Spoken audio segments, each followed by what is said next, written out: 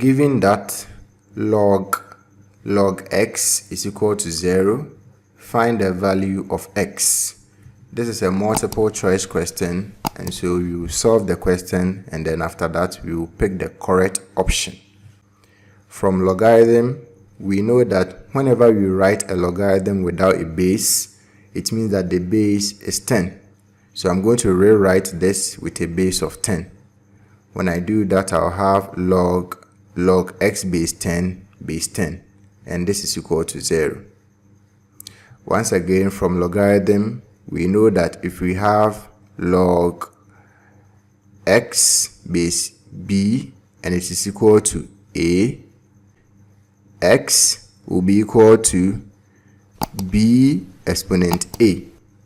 So if we apply this here, then log x base 10 base 10 can be written as log x base 10 is equal to 10 exponent 0.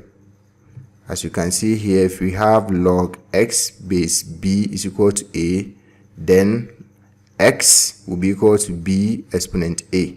So if we have log x base 10 base 10, then log x base 10 will be equal to 10 exponent 0.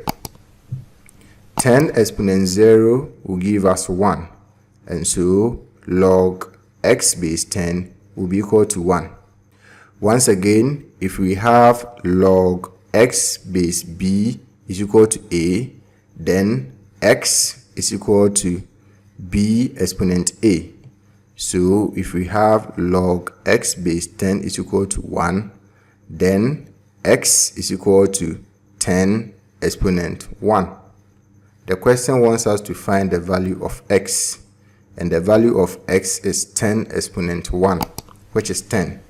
From our options here, we can see that the correct option is option C, 10 exponent 1.